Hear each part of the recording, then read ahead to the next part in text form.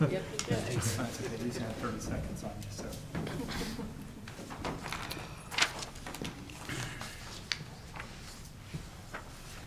Welcome to Centerville City Council of November 20th, 2018. We will start by making sure that we have a quorum present, starting over here at the end with Councilwoman Fillmore. Present. McEwen present. Meekum present. Ivy, present.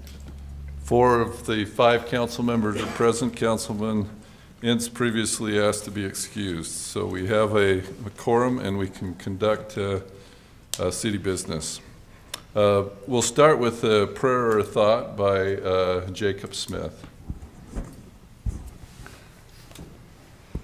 Our Heavenly Father, we are grateful to Thee that we can be here this evening, here in the City Hall, to talk about city matters and talk about those issues that affect the everyday life and the quality of life of our neighbors. This time of year, Father, we are grateful for many things. We're grateful for the freedoms that we enjoy. We're grateful for this experiment that we are continuing to live in, representing ourselves.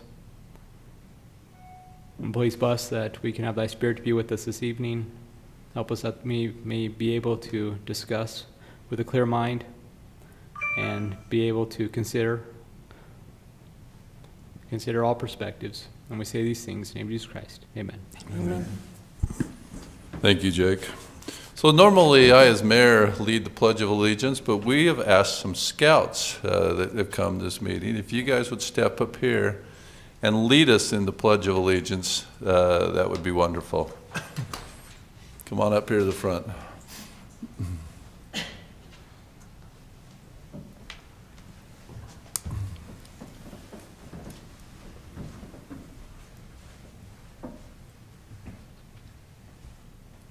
You ready for us to stand up? Please stand.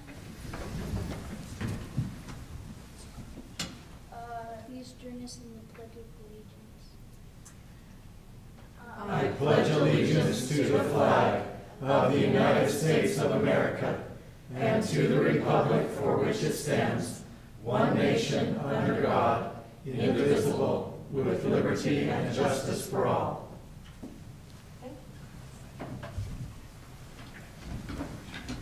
You were on YouTube, did you know that? See that camera up there? Go home and watch yourselves. Thank you so much. These are twins, and they were thrilled to do this, weren't you? So thanks so much for being here tonight. And welcome everyone else that has also come tonight. We'll start the council meeting with our open session. This is a period where anyone can come up to either one of these 2 microphones and discuss any issue that may be on their mind. We ask you to try and limit your comments to a couple of minutes. And so I now open the open session. If you do come up and say anything, just give us your name and where you're from.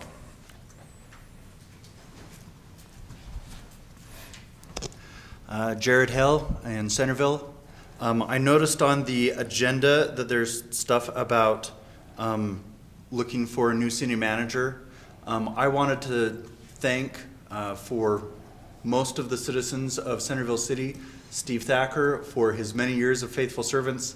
I don't really know the surroundings of why you're looking for a new person, whether he's moving on or retiring or whatever, but he personally interviewed me 9 years ago for a master's program, and I'm very grateful for all that he's done for the city. Thank you. Thank you, Jared. Thank you so much. And he is retiring. So we still have him for about another 5 months. Is that right? 4 months. A little more than 4. How many days and hours did you say that I was was? wondering for the hours count. I'm counting down by the number of regular council meetings. I added to it. Next month I'll be saying 6 months, and you'll be saying 3. So we're just going the opposite direction. So thank you so much for your comments. Any other comments during the open session? Come on up, state your name and where you're from. Dale Ingberson, and from Center Street at Centerville, and I've got a little thing on the agenda tonight, but that's not why I'm here. Why I'm here, and I don't know how many of you all know about Debbie Randall, and I don't know how we ask for everybody to say prayers for her, but she's fighting for her life right now. She had a operation on Friday, and they were hoping that her heart would start, but it hasn't. When Kelly texted me last night,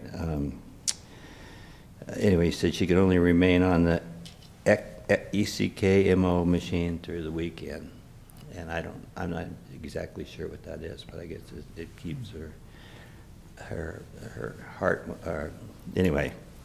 And so they're praying for a transplant. So, and if you guys, all those of us who have worked with her, she's just an incredible lady. Is this Fred's wife? No, this No, is Debbie that was on the planning commission. Oh, Yeah, that- yes, okay. Debbie was on the plane. And she's on ECMO, which is a heart and lung It is, bypass right now. Yeah. And So I Things are just, I don't know, if there's a thing that goes out, but anybody in Centerville, I'm sure, who knows her will be more than happy to pray for her and Kelly, and they just don't come any better. So that's really what I wanted to say. So. Thank you so much. Yes, we get concerned about any of our citizens, and thanks for making that aware of us, and that sure is appropriate to pray for the family. Any other comments for the open session?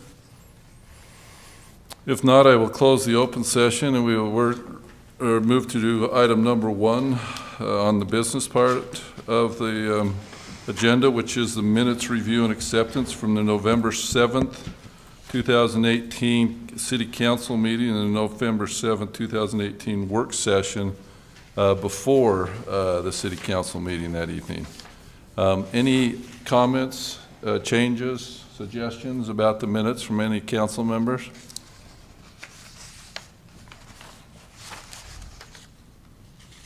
Motion to accept the work session minutes and the city council minutes as posted in the agenda. I'll second that. We have a motion and a second to accept the City Council and the work session minutes from November 7th, 2018. All in favor, say aye. Aye. Opposed? Thank you. All right, we'll move to item number 2. This is summary action calendar. We have 4 items on the summary action calendar. We actually have comments on a couple of those items, so let's first look at item A. This is the license agreements with UTA for culverts. And Steve, you had some comments on that, correct? Yes, I need to inform you of a few little tweaks to these agreements before you approve them, but we do recommend you approve them tonight. First of all, in the staff report, I mentioned how, or I had an email that explained how the amount of the real estate usage fee was calculated, and I said it was the diameter of the pipe and also the length of the pipe. But it's actually an easement corridor, and for the smaller pipe, it's 10 feet wide times the length, and then for the two other larger pipes, it's a 15-foot wide times the length, and that's how they calculate the square footage and then apply the square footage amount. Just wanted to correct that first of all. Secondly, I discovered a mistake in one of the agreements. It's the one numbered 6550. It's the one with the longer pipe. The drawing shows that it's to have 3 feet 5 inches of cover over it, but when the agreement was typed, it said 3 feet 6 inches. I found that was just a typo by the person who prepared it at UTA. It has been changed on 2 pages. I didn't reload it for you, but on the first and second page of that particular agreement, that depth will be corrected. Don't want that to be an issue come time of inspection. And then in response to a couple other issues I raised with UTA, They have agreed that, confirmed that we do not need to remove the railroad exclusion from our liability policy because there is no railroad on this corridor, and that the contractor also will not have to remove railroad exclusion from the contractor's policy. And then they have agreed in Exhibit B to all three agreements to add a statement that the city attorney requested, which says, notwithstanding the foregoing, nothing herein shall be deemed to waive licensees' rights of entitlement to governmental immunity and limitations set forth in the Utah Governmental Immunity Act. Lisa recommended that. They agreed to add that to all three agreements on Exhibit B. So It's fun to put that on a document going the other way. So with those changes, I would recommend you approve the three culvert agreements, pipeline crossing agreements, I guess they're called, with UTA. Any further questions on those changes for Steve or Lisa? Okay. Another, one of the other items on the summary motion was item D, authorized purchase of police department vehicles. Steve, are you addressing that? Yes. Or going to right to Lieutenant Robinson? Well, he's here to answer questions if needed, but on Friday when he put this packet out, we didn't have the details. They didn't get those till yesterday. And so we just want to make sure that when you make the motion that it includes the specifics in the recommendation in the staff report for that item D, which shows the total amount, up right there in the recommendation section. Yeah, show them all four of those under recommendation. And it's from Ken Garf Ford in West Valley. So that's quote number 2 from what you originally sent out, is that right? Yes, right. Okay. I guess this is a question for the, Lieutenant, pop up here. in addition to the purchase price, what are we going to have to do to the vehicle to secure it? Like a hard top? What else are we looking at? Right, so obviously the equipment is a big cost that goes into these vehicles. I can speak for last year, it was about $14,000 for each vehicle to be equipped with emergency equipment. So we do have to put some money into that for emergency equipment. We did budget for 3 vehicles this year at $115,000. But the price has gone up on the vehicle market pretty substantially, and we're looking at asking for 2 vehicles in order to make that happen this year, maybe focusing more on vehicles next year and the next budget year, and addressing some of our other needs as they come about with whatever's left over with only purchasing 2, and evaluate how it works out in the future. So this price gets us a vehicle that we just need to equip, or it doesn't need any additional, that's So what I was asking about the hard top. Is that something else that's coming out of the 14,000? The $69,000 figure that you see between the 2 Okay. vehicles is not including the equipment at all. Okay, That's correct. gotcha, okay. And we've got budget for that, for the additional equipment? Okay. And That's all the I didn't questions mention in the memo that the Ken Garf is the state bid actually, but I did get 3 quotes regardless.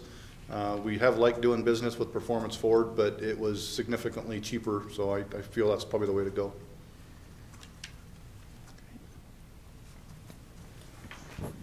Any other questions for the Lieutenant? Thanks. Okay. Thank you, Thanks. Lieutenant. I would move that we approve the summary action calendar items A through D. Second. We have a motion and a second. Let's do a roll call vote on that, starting with Councilwoman Ivy. Aye. Aye. Aye. Motion passes 4-0. Thank you. Moving on to item number 3 on our agenda. This item is approved 2018 updated storm drain and sub-drain projects lists. In addition to the material that was put out to the public and that we also have our city engineer here, Kevin Campbell. Were you, Kevin, coming up and addressing this, or are you just here for questions? Well, have him come up, but I'll start if I may, Mayor. Okay. I mentioned in They'll the tag team it then, right? Right. Okay. I mentioned in the staff report this study that was done in 2013, covers every drainage area in the city, or subdrain areas, whatever you call them. Both, yeah. Very detailed and comprehensive. It generated a list of projects projected out for many years. And then that was the basis for the projects that ended up in the impact fee facilities plan the following year, in 2014. The long-term list of projects has been revised at least once since 2013, and we want to revise it and update it again with the council's blessing so that it can serve as a foundation for our dealings with developers, and also would be a basis for preparing a new list of projects that are growth-related for a impact fee facilities plan update next year, which would be about 5 years from when the last one was adopted. So we have Kevin here. If you have questions this time, Kevin, if I remember correctly, you have the first 5 years, and then you have the second 5 years, and then everything else is 10-plus years in the list, right? On the storm drains, we've separated them into 5 years, prioritized them. These projects are identified by the Public Works Director, Randy, Dave Walker, the Drainage Utility Supervisor, and myself, and they're prioritized. Also, these storm drain projects are coordinated with our street projects so that we can get the best value when we go to rebuild a street. We want to also, of course, update the infrastructure at that time, and so that's kind of how these lists are formulated and prioritized. The subdrains, those are broken into 10-year. We haven't been quite as aggressive on the subdrain projects. Those have been a little bit more on an as-needed basis. If there's an issue with one, we've maybe bumped it up in priority. But so there's both the storm drains. There's also a list of storm drain projects that we've completed over the past 4 to 5 years, and some of those projects were. One in particular was at the bottom of the list from 30 years from now, but it collapsed, and so we had to bump it up to priority A. And so it's a pretty fluid list that has to be kind of massaged every year with our street projects and other utility projects that are going on. But it gives you an idea of the funding that might be needed.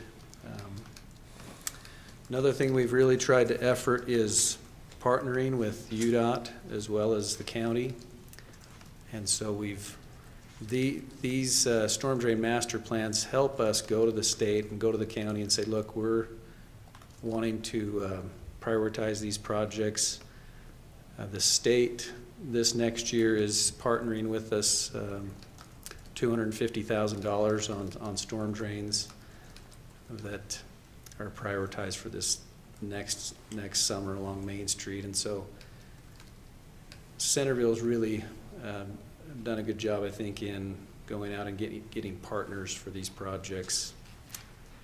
We get quite a bit done. But Kevin, can I question you about the cost estimate for the very first item, one on 400 East? Is that really $188,000 estimate for the addressing Lake Elbert? We can double check that, but I believe so. That's probably, It's about let's two see, blocks, that's 2 700 blocks. south to 900 south. That seems awfully high, doesn't it? no, with asphalt patching that has to take place, we could double check that estimate, but if I had to guess, you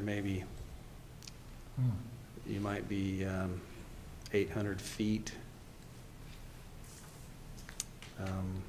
What would that be at 800?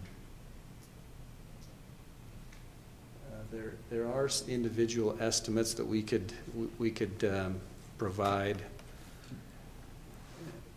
but we can double check that number. But Yeah, I wish you would, because I had the impression when we first agreed to put that on the plan that it was not that high, but And I assume you've considered, are there other ways to solve the problem there without that much cost?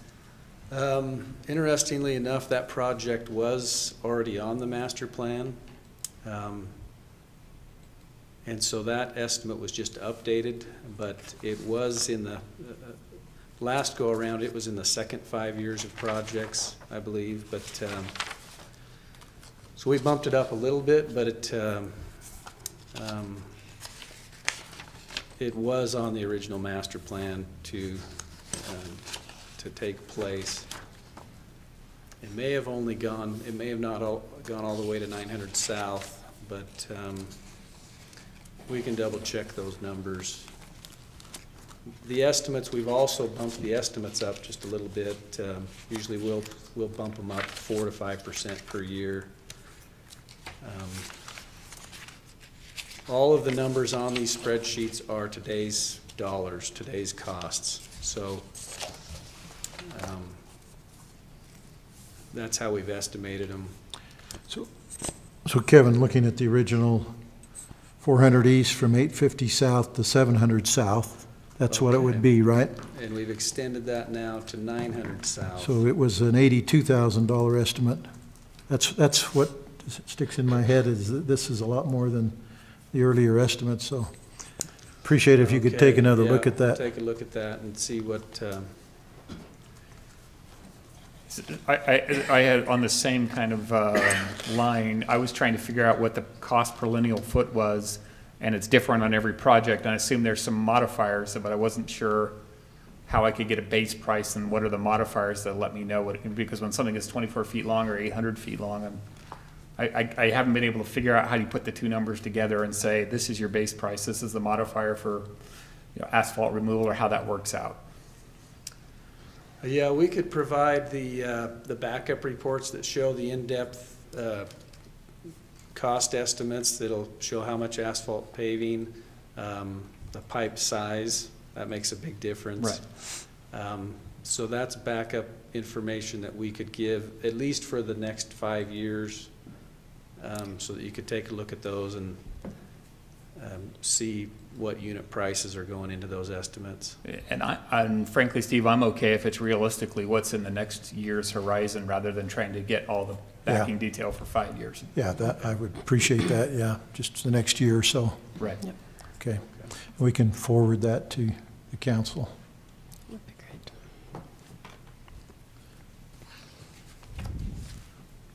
great. Further questions for Kevin? So Kevin, I see here we have short-term and long-term ones, kind of like with our freeways, huh? So like on these 6 to 10 year projects, those are the costs now that you're saying? Those are today's dollars, yes. We haven't tried to inflate those 3 or 4% per year. We haven't tried to project those dollars 5, 10 years from now. Okay. And we haven't also tried to constrain the list by the projection of our revenue, because we do have some expect contributions from the county and the UDOT on certain projects. So just keep that in mind, that even though he's estimated a year in which it would be done, that's another reason they could slip, is not enough funding. And any that are in the 6 to 10 year horizon, could they potentially end up in the critical list where we have an estimated life that they're close to, or? If I remember correctly, the 6 to 10, or a lot of those I-15, maybe scroll to that next, 6 to 10. Okay. Yep. Yeah, keep going back up a little bit. List starts right there. No, that. Yeah, go up to be, okay. Some of those I-15 projects, a lot of those I-15 projects 5 years ago were projected out 10 to 15 years. Now some of those I-15 projects are projected out 5 to 10 years. I could actually see those maybe even bumping further than 5 to 10 years. It's going to depend on when I-15 is reconstructed. And so You mean pushed back? they could be Okay. pushed back. I don't see those being pushed forward because I don't think the reconstruction of I-15 is on the short-range plan, 0 to 5 years. It could be 5 to 10, it could be 10 to 15. Post West Davis corridor, probably. Probably, yes. And so I could see those I-15 projects maybe going to priority C, and maybe some of the priority C projects get bumped up. We've had that happen to a few that sometimes too, if you get development in the area, so there's a storm drain on Lund Lane that, depending on when the developer comes in and installs it, it could move, could be bumped up. The 5 to 15-year projections are pretty vague. I mean, they're kind of just throwing a dart at a dartboard. The 0 to 5, we try to hone them in a little bit more closely so that we can coordinate those with our street projects. So I don't think on the 5 to 10, we didn't try to put a year in the year column because we know that that's, again, pretty vague. We're just George, kinda what I trying- heard in your question was, are there any symptoms or signs of any of these having an emergency situation? Well, the potential or- for it. So if you're casting out 6 to 10 years, are those because they're imminent or the lifespan's up? Or it's, when you said they're mostly I-15 projects, I think That that kind makes of sense. answers it as far as the Okay. coordination there. But there's nothing, like you just mentioned at the beginning, there was one project that was low on the list, bumped up due to a collapse. Anything else that's even somewhat questionable in that 6 to 10 year time frame that we need to be concerned about? There could be culverts. A lot of these are old corrugated metal pipes that are 50-plus years old. What happens if one of those collapses, so the one on Porter Lane that collapsed, we bumped it up and we had to bump other projects back. And so if there is an emergency, say a priority C project, we just have to bump one of the priority A projects back and kind of reprioritize at that time. So on here it says approve. I just want to clarify in approving that obviously when you're talking about approving something 11 to 15 years out, it's approving subject to potential change, right? Right, yeah. That would Okay. be part of the motion, yes. Okay.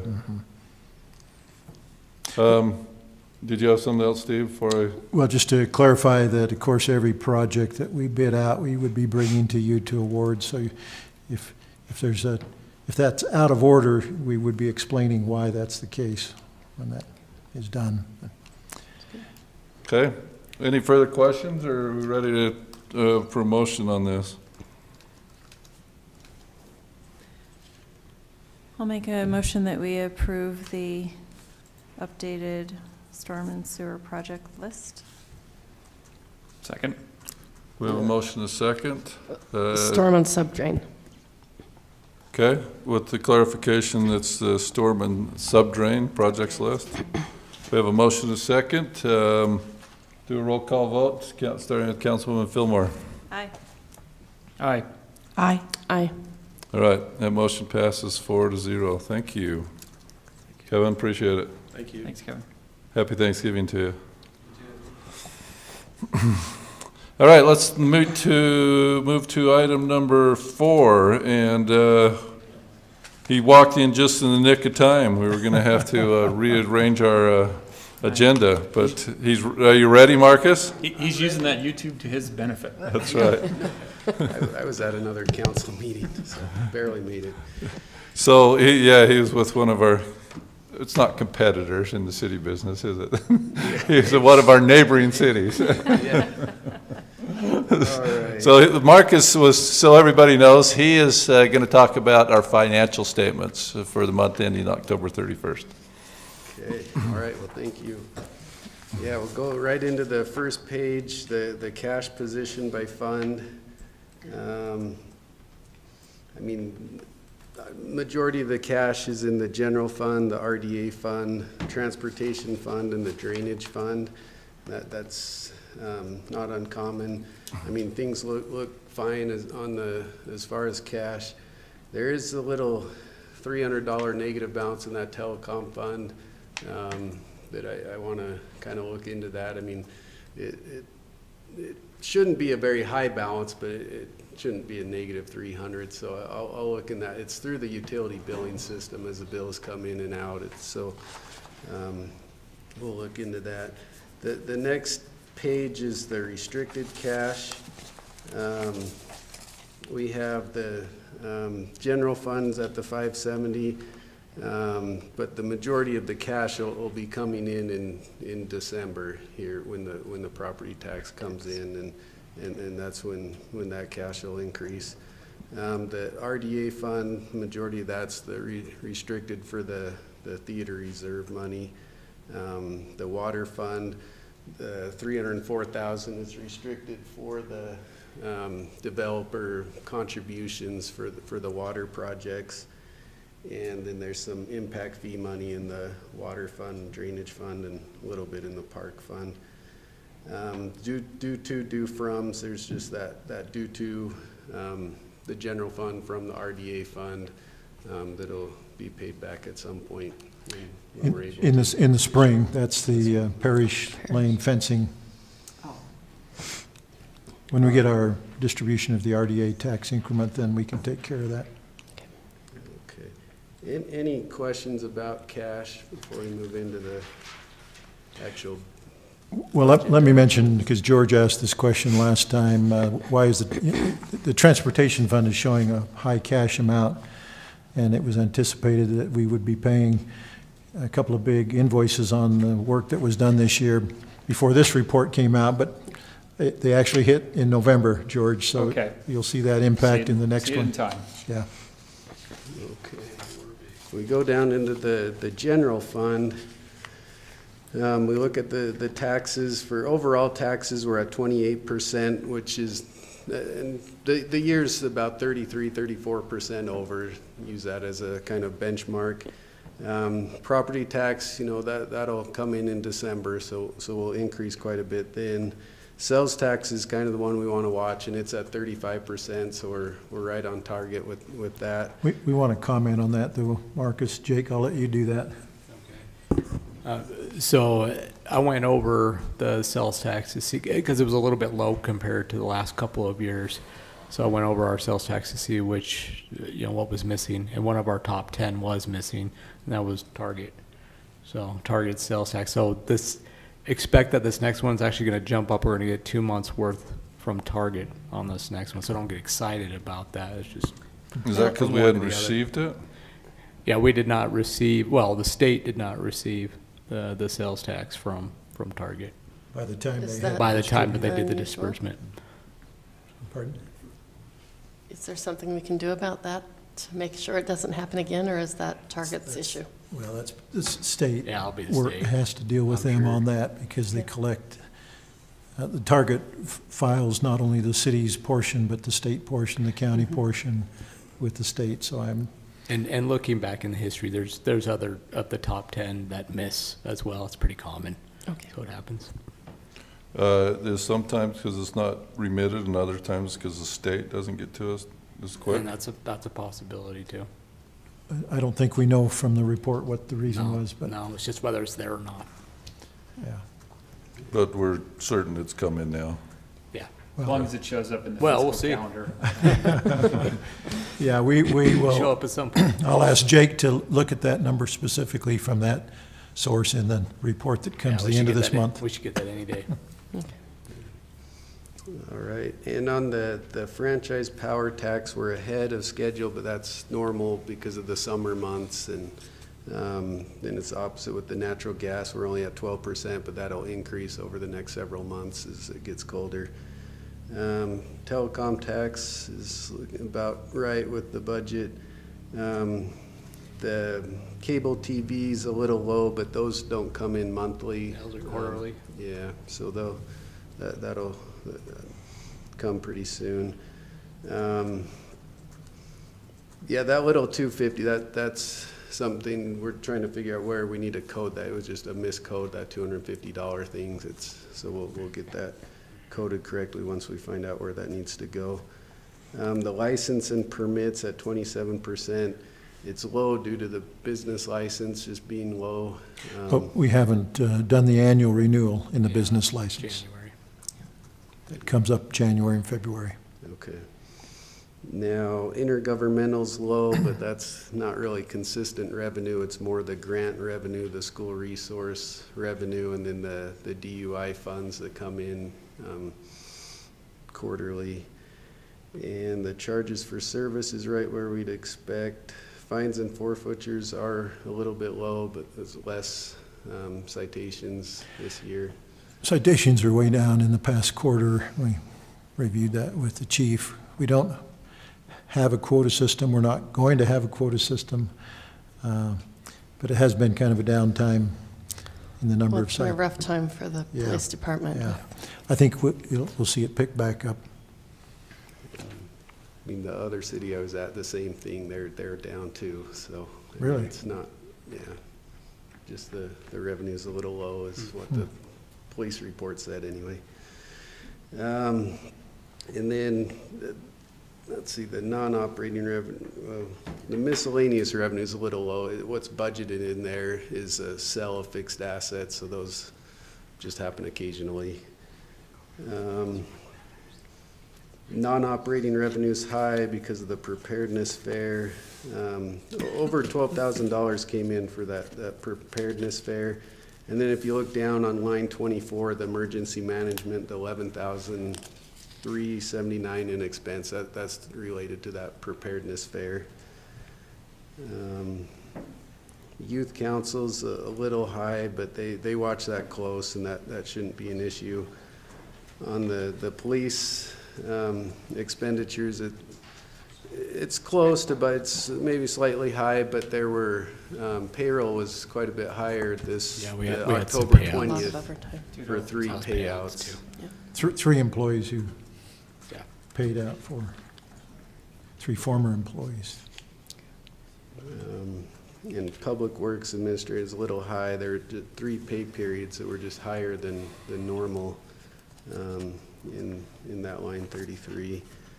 The Parks is also slightly high, but it makes sense that overtime, part-time, maintenance type stuff is done in the summer, and so you'd expect that, and that'll even out over the year. And then the Parks and Rec Committee's high, but that's due to the movies in the park, kind of the seasonal type departments. Overall, in the general fund, expenses are at 31%, so we're below the 34% on our projection for the year. But any questions about the general fund revenues, expenses? Okay, let's move on to page 4. So the majority of the revenue will come in March or April when the RDA property tax comes in.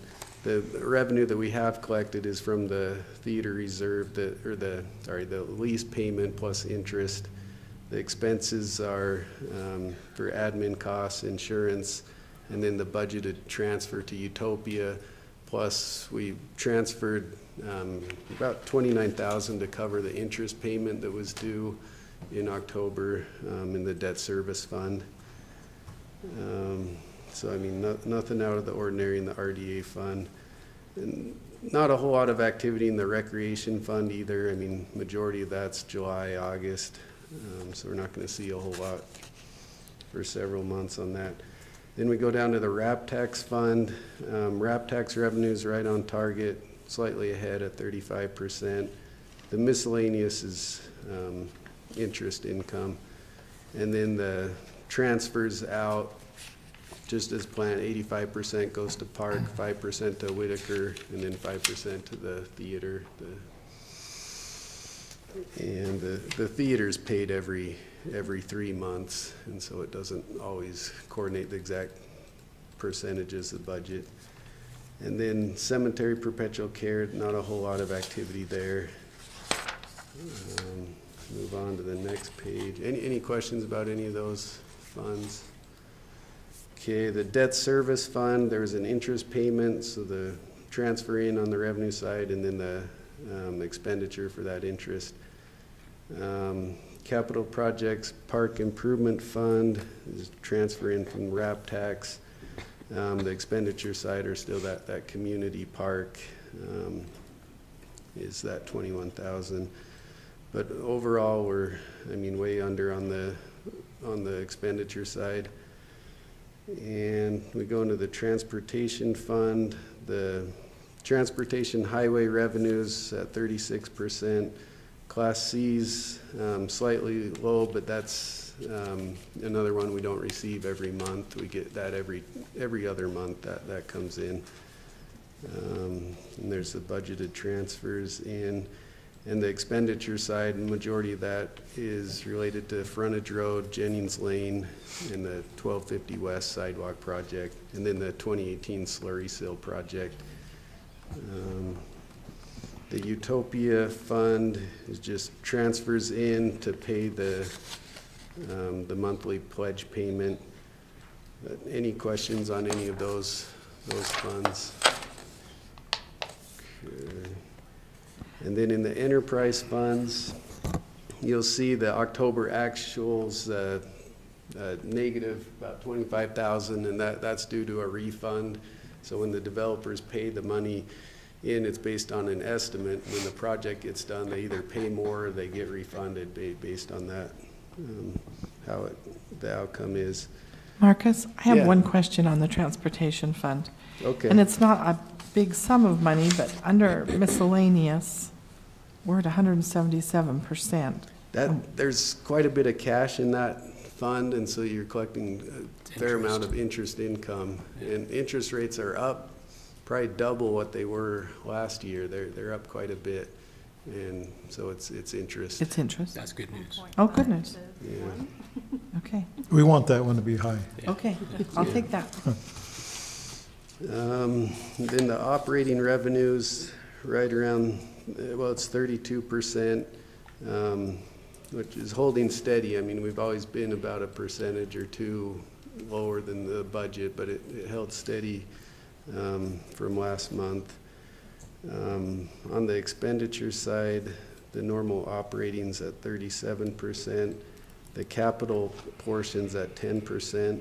The reason the operating is high is the Series 2012 bond payment was made, and that was actually made in September. It's principal and interest. Yeah. So it's 200 and some odd thousand. It's a large payment, and so that'll just kind of skew that percentage a little bit. Quite a bit. Yeah. And then sanitation fund, that's our probably most predictable fund. We're right on the revenue and expenditure side. Then on the drainage utility fund, we're at 34% on the operating, but that miscellaneous again is high with the interest income. Impact fees low, but they're tough to predict and know exactly how that's going to come through. On the expenditure side, let's see, we're low on that, but that's due to capital projects that'll happen later on. The drainage improvement projects are paid to the Crescent Construction and EIS Engineering for that drainage project.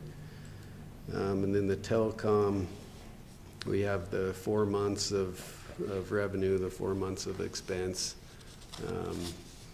But that's when I do want to look into that cash balance. It should be about 300 on the plus side instead of 300 on the minus side. So it's not a huge number. It just, I want to look into that.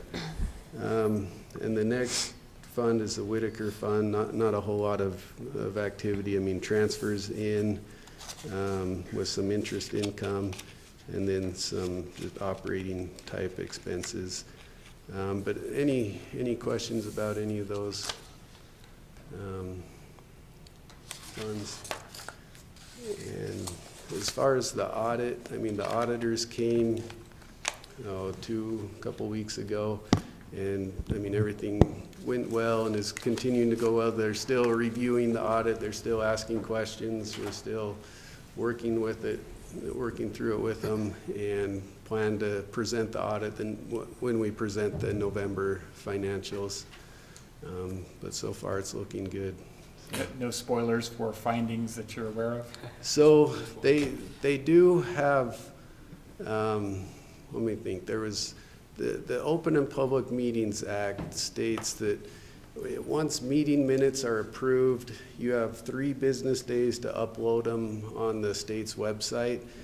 And I think there's one of them that they tested that wasn't uploaded within 3 days. And that's the only finding.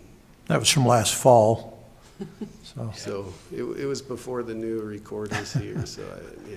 So. So I went in and chatted with them for a little bit, and they told me they only had one adjustment so far, but that was the day before they left.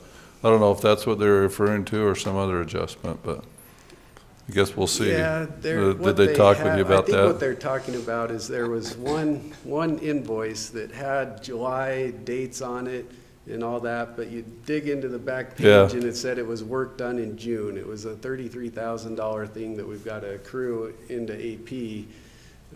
So that's probably the one, what they're talking about. Just full disclosure, I had to let my council members know that I'd heard about that, so but talk to them about it. Things are looking really, really well as far as the audit, so. Yeah. Well, thank you. All right, thank you. Appreciate it. So Scouts and others that are listening, really quickly, Municipal Accounting 101, what he was just talking about is by law, we have to budget how much money we're going to spend over a year. That money comes in from various sources, property taxes, sales tax, and other sources. And so he was just reporting, he reports on a monthly basis to us of if we're staying in line with that budget, just get kind of in a nutshell. So that's what we were doing there. Okay? All right, let's move on to item number 5. This is the review the draft of community service questionnaire regarding the parks. We have our Parks and Rec director here, and also each one of you, Steve sent out an email for you to look over that survey, so hopefully you've come up with some questions on that survey for Lynn. Are we going right to Lynn on that, Steve? Yes. Lynn, come on up. State your name and record for people watching. We all know who you are.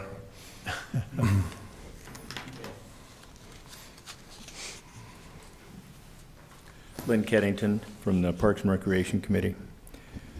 You all have a copy of a draft of the Parks and Recreation Survey that Paul has put together for us. He has met with the Parks and Recreation Committee, and then he has been given information from Salt Lake County. John was good enough to provide us with the needs assessment that Salt Lake County did, and he's incorporated a lot of those questions. It's our concern with him when we met with him after this draft. John and I had a discussion with him again, and because of the length of the survey, I think it's our effort is to try to be specific about each park, about the things that people want to see in each specific park. And we're trying to find a way to do that maybe by putting the same questions there and then just have them designate which park they think those amenities would be best suited for. But to be, and also to let people prioritize the things that they wanted. The first list came out and it said, which of these 50 things do you want? And somebody could have put all 50 of them and we wouldn't have any idea whether the dog park was first in line or the splash pad, whichever. So we're trying to get it so that it's both specific to the type of amenities and the type of improvements that need to be done, and also to prioritize those as far as spending would be concerned. So this effort is to get the input from the city council to try and, so that we make sure that you're comfortable with the questions that we're asking the right questions. So we're here to get any input from you, hopefully so we can make improvements to it.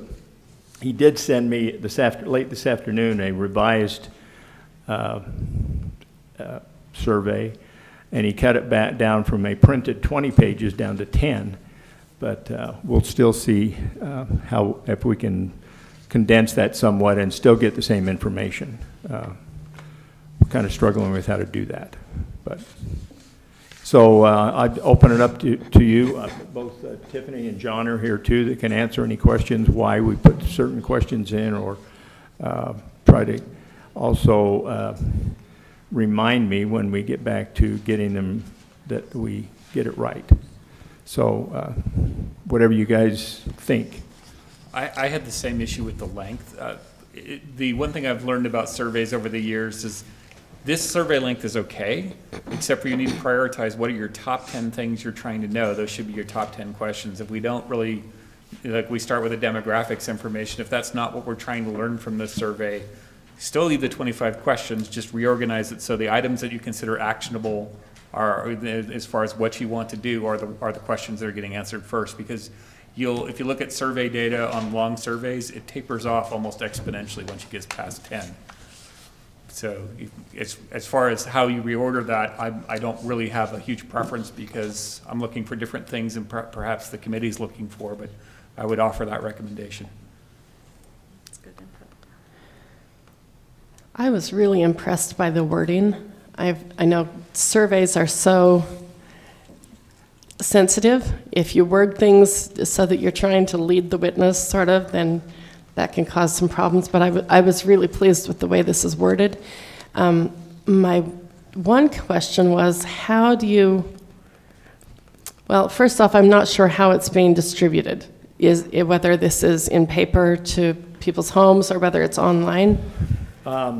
We've talked with Steve, and we felt like that the only way to really get this out to all of the citizens would be to do a direct mail to every home and then encourage them to fill it out online.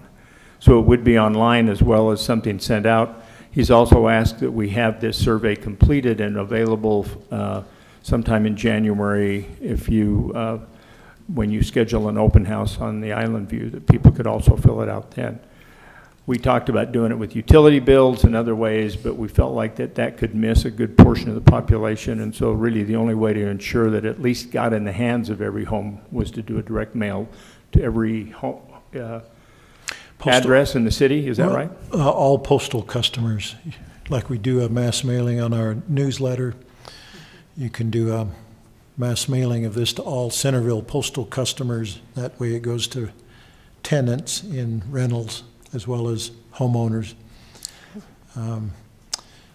We were thinking about the possibility that could, we're intending to do a newsletter of some type at the end of December.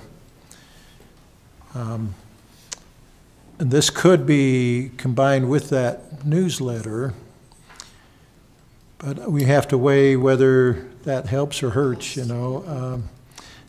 If this is a separate mailing from the newsletter, then we have postage for both of those, $1,000 to $1,200 for each mass mailing.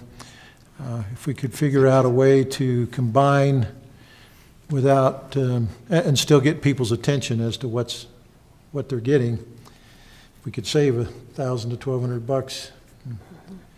That's the challenge, but I think that it's significant enough, the information we're trying to collect, that I think it warrants being separate rather than being, oh, that's the city newsletter and putting it to the side or whatever. Not saying I've ever done that. I wonder if it being separate, though, makes it possibly more likely that people toss it aside, because it just looks like that, you know, oh, this is a piece of garbage mail. If it's not that recognizable, this is their utility billing, or, you know, it's bulk. If we put them postage. together, could we put on the front, We have big bold, that we have the survey mayor's for message your insert park, part or of answer the survey on the for your front park. page. encourage people And to then in So- addition, yeah, oh, go ahead. Yeah, because I know, 25 years at the post office, I know that that's, If you've got something right on the front of their envelope, Big. that's what they see is they're checking things. Oh, and so, Yeah, like your opinion needed park survey inside or something. And then not only that, but leaving the response time open long enough that we can, even in utility mailings, put reminders and things, like be sure to, and on the website, be sure to remember to fill out your survey by. but I think they're trying to get the responses back by January. Sometime in January, so we wouldn't have a follow-up on wouldn't the have any utility bill follow-up if we reminder. had to have it done in January. Well, I don't know that we're asking for all the responses back by January. I think you just wanted it, my impression was you wanted the survey available for people then, but I think the response time would be longer than that. Oh, okay, I thought I heard you say that, Well, available to have at the open house. oh, okay. For the island view. Although if So we're, that people that came to the open house could fill it out here too, if they wanted to do that, rather than, we're just trying to find out as many ways as possible to get it out to people, in front of people, so that we can get a reasonable response. I'd hate to have the responses about Island View come in after we've finished the public open house about what we're doing for Island View. That seems like we're backwards. Don't we want their information before we finalize what we're doing with it? But are we looking at this only for Island View, or is this more No. for Master Parks Plan? I think it's everything, but Island View is included in it. Okay. So since we're working on a plan for Island View and that January is when the open house is for that, we really could. That brings Put up a rush. another thought that I'll just mention right here. As I was reading the minutes from last meeting that I missed, one concern that I have that we'll need to be sensitive about is when we invite people to an open house, then it's suggesting that we're very open to your input, we're getting your input before something happens. With Island View, we want the input, but we also have restrictions. We've already submitted a conceptual plan that goes with the grant money and tied to that. And so we don't want to strongly give the impression that you can just say anything you want for Island View and we'll be able to stick it in, right? So I think we might want to approach the Island View open house more from an informational bent. Well, there was already some discussion with the landscape architect about here, three Sure. options sorts of things. Yeah, exactly. But just making. So I think your point is valid, but in this situation, it might be the concern might be a little bit tampered with that situation anyway. So let me just raise the question then should we even be asking about Island View Park? If the timing is such that we can't, we won't have the results before the designers need to move forward. On phase one, that's probably true, but phase two is a couple of years down the road, and there can be and we could make substantial changes to phase two if the citizens wanted to, because there were no constraints on that by virtue of a grant. I have another question. With it being online, how are we going to control that we don't have one group of people put in 300? Jake's in charge of that. Yeah, SurveyMonkey actually won't allow duplicates. It's unique to each ISBN. I mean, it's possible to have multiple devices in the home, but Which actually is a good thing because you have multiple residents. I mean, we want input from, if there's two parents, both parents, older kids, and so we don't, so if they each have their own device, it's limited to the one per device. But, yeah. But is there a way for us to limit that we're only getting Centerville residents? Because I really don't care what our neighboring cities think about our parks as much as I do about our own city. well, you can put on the survey the requirement for a zip code. I really, that's about all you could do. I think the concern there, Stephanie, would be is if you had a disproportionate response. Let's say like you had 40,000 people who like jogging and you've only got 18,000 residents and you've got a problem with your survey data. Yeah. As long as you don't have a huge curve that's outside of what we would consider predictable. Normal. It's part of it, you got to see the data and then you try and normalize it and see what's there. Now, they do ask which area of the city do you live in? And so that might, Might help. yeah. Could help. that I don't know helps. about you guys, but we have a hard enough time getting our citizens to pay attention to what's going on in Centerville. I doubt our neighboring cities are going to be hounding on. I was thinking the same thing. And I know the last time that we did a survey, my concern is that we had what I thought was a small proportion of the city responded. And Jake's response to that was that considering the size and what a normal response to these things are, you probably are going to get what, at the most, 20%? 20% if you're lucky. If you're lucky, of the people who respond? I mean, that's a pretty good response, That wouldn't is it a be? good response. So you're hoping for you're talking 1,000 comments? 3 Or to less? 400. It's going to be a lot better representation than the 5 of us here and the 7 people at Parks Committee, so, right. Well, we're talking Yeah, households, 300 or not 400 population. We're talking A households. wider, more thorough representation of the city, not more higher quality necessarily. Well, it will either validate conclusions it's already had, or it will give us a completely new perspective. That's what this will do. I don't see it having some new revelation that hasn't been talked about. Parks has done a great job. So let's talk about response and how we encourage the response. I mean, one option, if the council wants to fund this, is you send an envelope with it that they can put it in and mail it back, and the city will pay for every return envelope that's sent back. That's one option. That's probably your way of getting your highest participation. But if there is a cost to it. If you get 1,000 of those back, I don't know how much the post office would charge for each one of those returns, but somewhere between 30 and 50 cents maybe. Robin, do you have any idea for something like that? It's been a while, but yeah, it's going to be your regular postage on it. So if 1,000 returns, you would have $500 in postage back. Yeah, maybe John's got some experience here he can share with us. I think it's an interesting topic. It's a tough one to tackle. We need your name, though. Oh, for my YouTube. name's John Ruedas. I'm on the Parks Committee. We were actually discussing this yesterday. We met with a software company that develops software to garner public input, public involvement, public outreach. And the question kept coming up, well, okay, this is great, you have this all online, but how do you get the word out so you can direct traffic there? And some ideas that we talked about was social media. We haven't really talked about social media here tonight. Posting it on the city's website. Anything we can do to get the word out to direct traffic back to, we could possibly have a link on the city's website to be able to take the survey.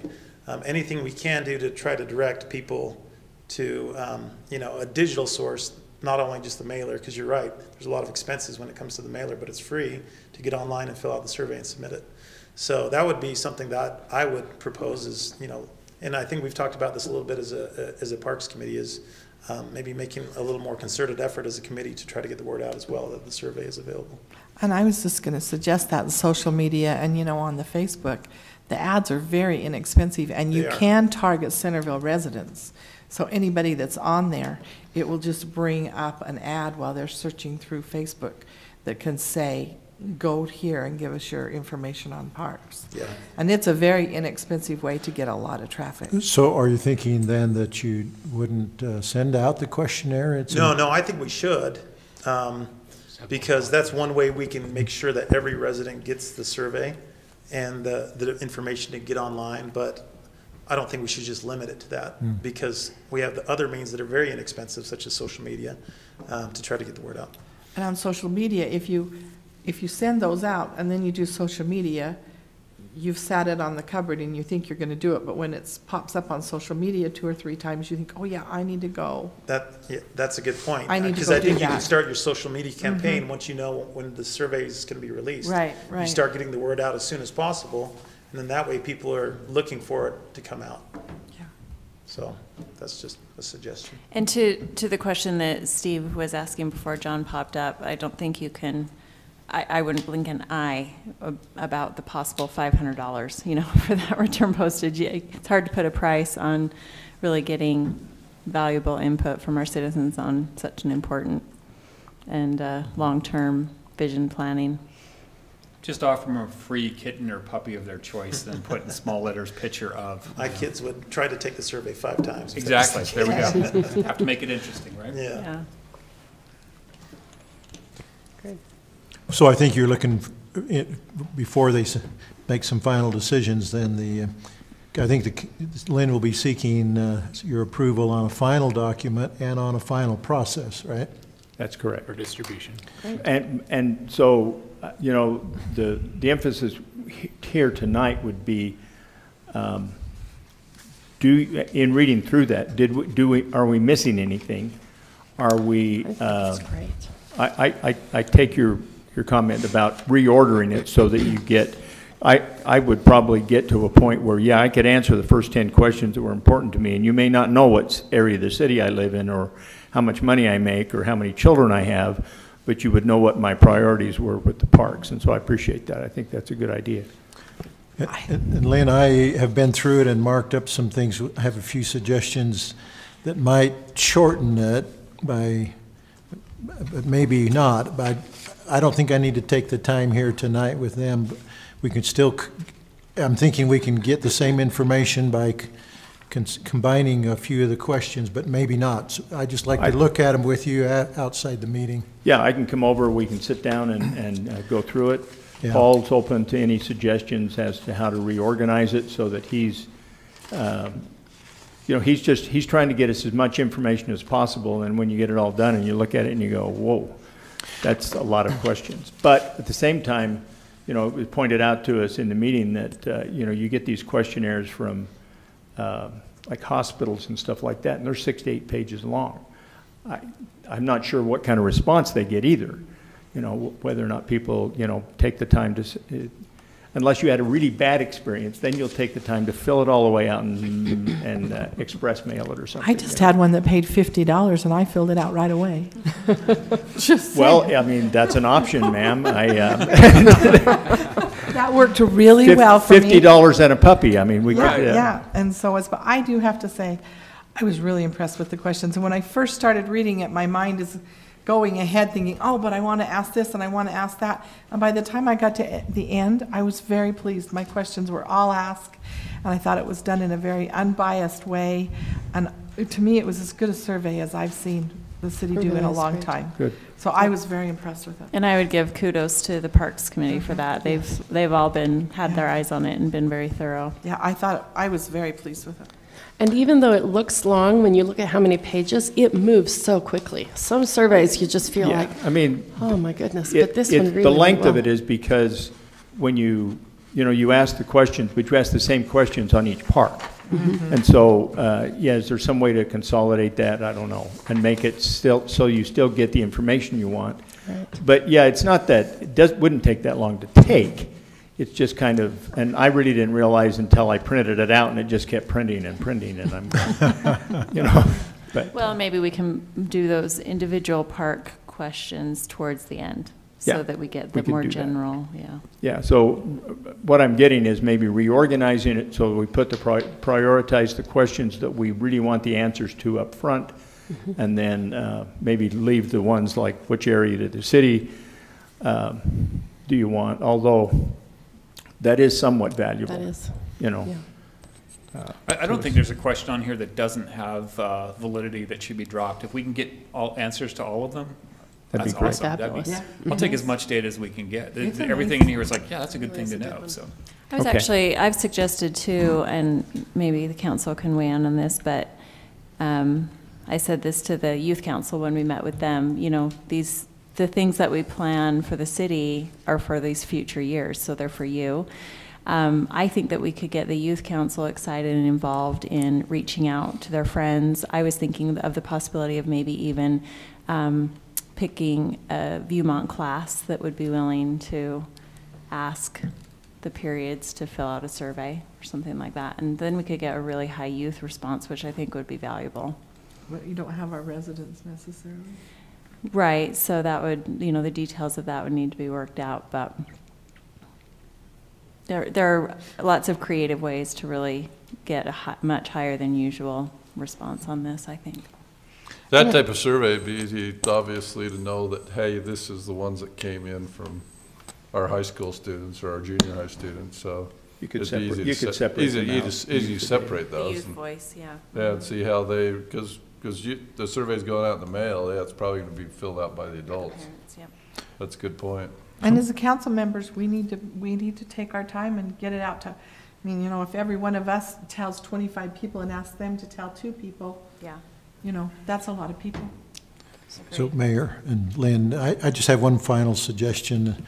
I did a lot of surveys in the first 5 years of my professional life, and one of the critical techniques that's recommended is that when you get it to what you think is a final product, you take you get a few testers to take it, a few people who have not been involved at all and don't have the knowledge that the council has and the Parks Committee has, and just a handful of citizens out there to go through it.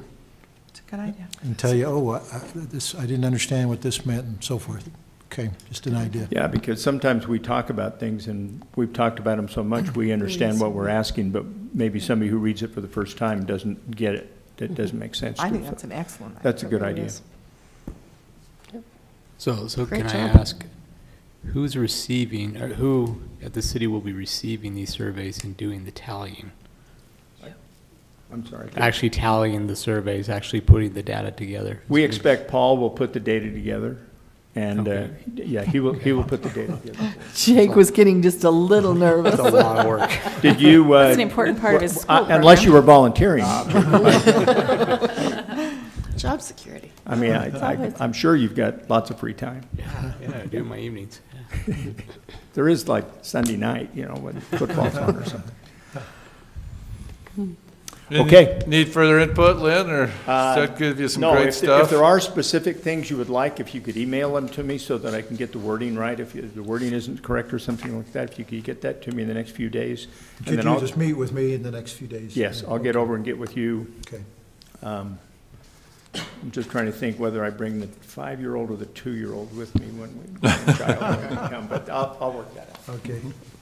Okay, thank you very much. Thank you, and thanks, Park Committee, we appreciate all that you're doing on this. We've had you overly swamped this year, haven't we? But makes the committee not boring, but exciting, right? So thank you. I'd like to say, Mayor, that John here is the one who gave us some advice that helped us through that selection process with the designers. Appreciate his help with that. Thanks, John. Thank you. Appreciate it. All right. Let's move to item number 6 on the agenda, sorry. This is the city manager job description and ordinance. There's 3 parts to this. We're going to discuss the job description that Steve will talk about, the ordinance that Lisa can weigh in on, and then I would like to, on the draft of job posting, kind of lead that myself to make sure that we get get everything on that we want, so. And Mayor, on that, I did draft this after I talked to you, so you can refer to that later on in the discussion. Oh, perfect. So Steve, I are would you gonna hit? I'd suggest that we go to the ordinance first. Okay, we can do that. So the ordinance was with our material. Lisa, do you have some summary you want to give us on this ordinance? As we discussed in our recruiting plan process, I think the first step is to look at the job description and the ordinances. So I went through the ordinances, and I had heard a couple comments about the severance pay and that it might be better to just address that in the contract. So in my opinion, a severance package is typical in this position because it is very political and, you know, so I'm not suggesting that we don't have a severance pay, but that it should just be negotiated in the contract. And then also I just made a reference because we are updating our job description. So in the ordinance, I just wanted to reference, hey, there's a lot of other specific duties in the job description, so look at that as well.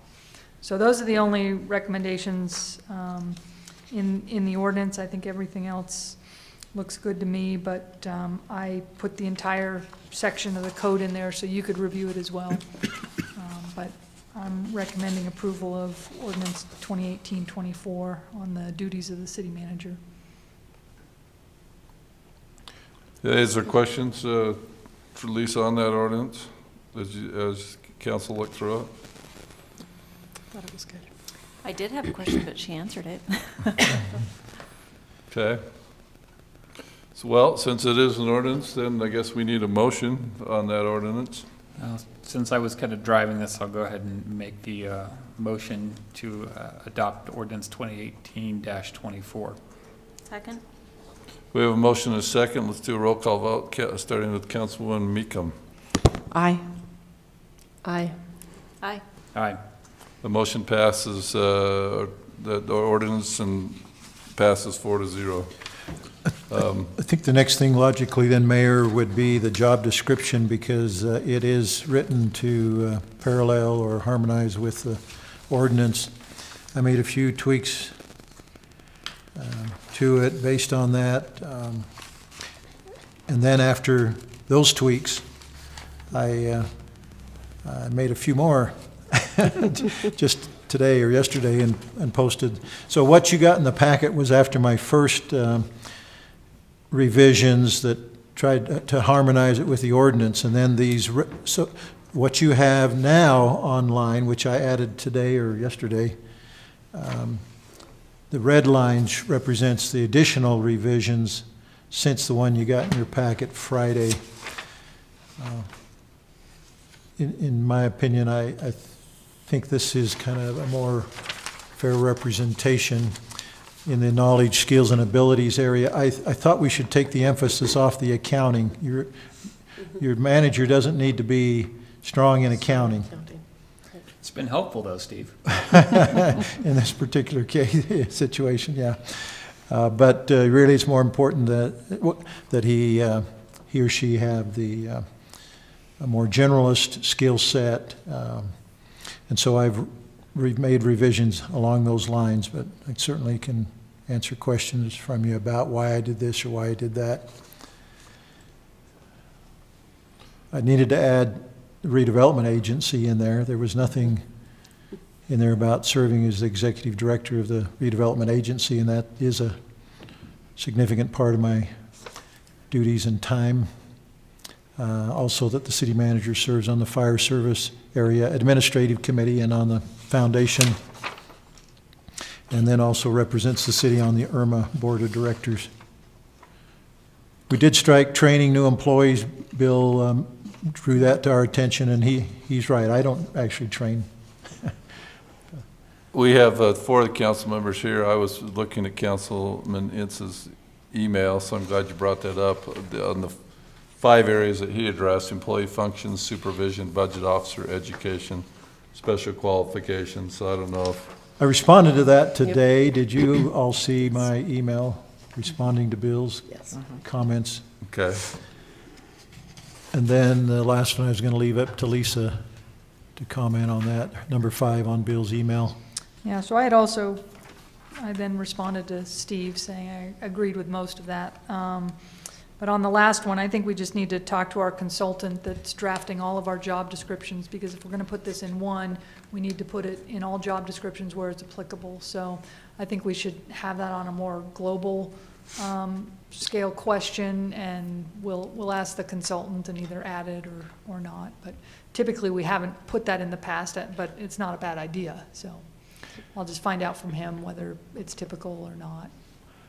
I do want to... That you have to be bondable and do a criminal background check, or, all of those things that we do as part of the hiring process. Yeah, we usually put that in the offer letter, at that. We don't have it in the job description, which is probably where we'll land, but we'll check on that. I do want to engage you in a discussion about the years of experience. I do feel fairly strongly that you should require a master's degree, a relevant master's degree. But the years of experience is one that, there's room for, in my opinion, debating how many years do you want to require, because the more years you require, then you winnow the field down. Do you want to winnow it down by asking for 10 years. The current job description that has been in place for 25 years says 8 years of progressively responsible experience, including 3 years of supervision. Mike Swallow recommended the 10 years and 4 years of supervision, but that may be a little high as a standard. How do you feel as the council? Discussion on that? What do you think? The problem with going higher is you do set a pay range based on years of experience. Mhm. I don't know if, in your opinion, Steve, the watermark between 8 and 10 represents a huge difference in terms of city manager pay. I know in the IT world that does represent a pretty good difference between 5 and 7 and 7 and 10. They're not even in the same ballpark in terms of what your pay expectations are. Is it that different, would you think? Sorry, I'm not well prepared to answer that. I know in the point factoring system that Mike is developing and that we have had in place, the additional years would add points to the scoring. But then again, he benchmarks the position also to the outside, and it probably won't make a lot of difference in terms of if any, in terms of the pay range that he recommends for the city manager position. It may make some difference on the other positions that are the other management positions because of the compression factor in there. But Lisa, did you want to say something? Yeah, I think my comment, I think this really hinges on how we interpret the "and" on the experience, because it says 10 years of progressively responsible experience in municipal management. So does that mean you have to be the city manager for 10 years? No, it's just saying no. You need 10 years, which I would think there's a lot of wiggle room there. That could be anyone who's as long as you're working the obtained way. a supervisory role or higher. Yeah, so I think you're going to want, for a city this size and sophistication, 10 years of experience in, well, I guess it is saying 10 years of experience in municipal management, 4 years of which must be in a supervisory capacity, so. So you took out the accounting right there. Isn't that what it said? The first one we read said. Yeah, we took out the accounting Okay, because that was. The first one I read, I'm thinking, accounting isn't enough to do this job. No, and they don't need they need to understand financial reports and that kind of thing, but and it kind of accounting, to me no. it sounded like either or, and I'm like, no, we don't want a great accountant to come No, in. and that's why some of the revisions I've Okay. suggested. That was my concern. I'm worried less about the pay range setting issue.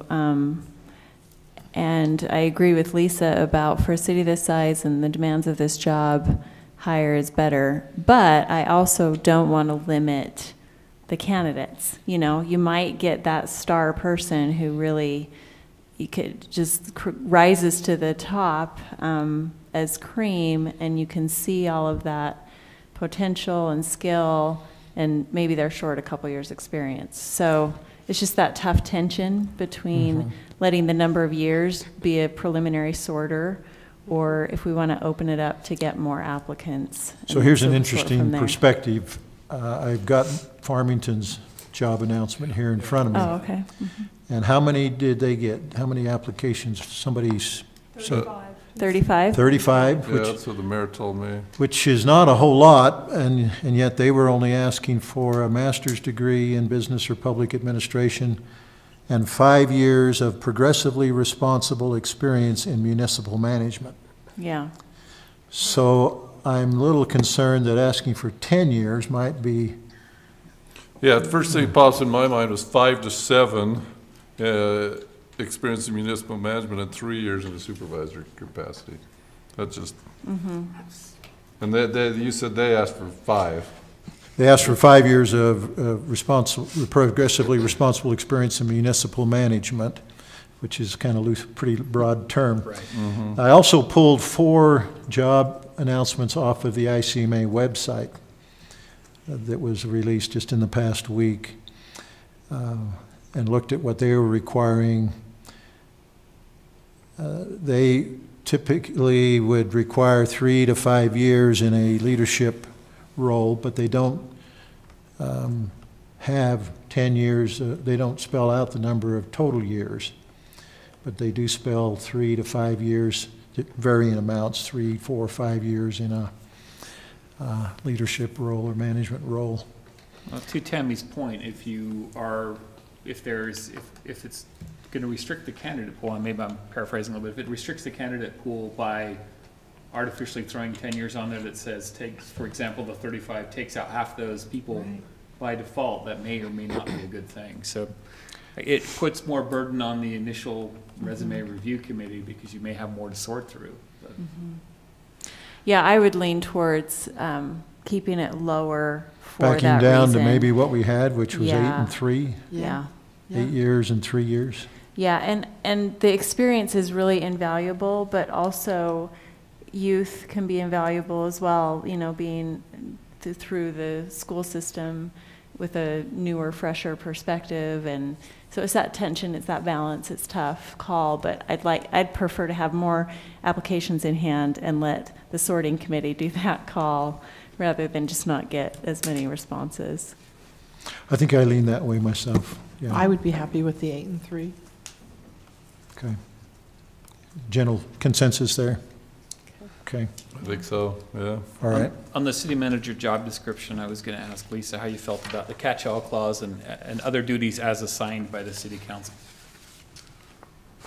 Yeah, on these new job descriptions, we're putting that in all of them. Okay. But I do think we need to be careful, and that's why we've said related duties. So we can't use that to just say you're going to do anything. It needs to be janitor. related to what a city manager would do I got in my his dry job cleaning. description. But Could happen. so I have the We're same the city concern council, we with, can tell them to hey, pick up the that's dry not a job description at all if you say, and you're going to do anything else. But actually, you'll see that on all job descriptions now, there's a catch-all. We'll put that in the contract. I have cleaned up Duties the as kitchen a assigned. time or two. Voluntarily, or did we demand it? No, yeah, voluntarily. But did Hey, you Randy cook the was sweet So, lasagna? so other kudos day. to you, but it would be inappropriate if we demanded it.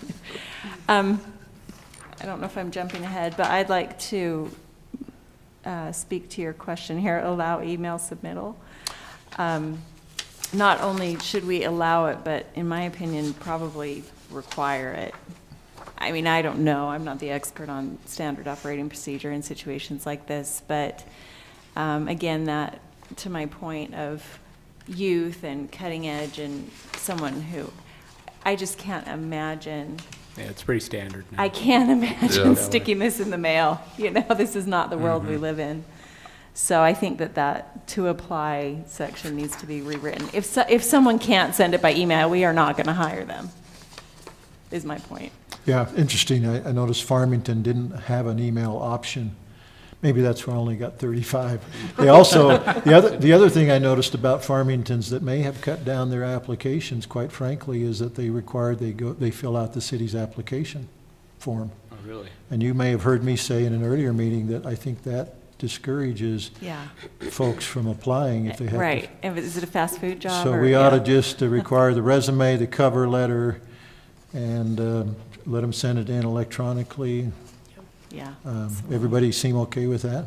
Yeah, I don't see this type of job filling out the application form like a No. grounds worker in the summer. Yeah, this is the kind of what you'll follow up on the referrals. Yeah. Yeah.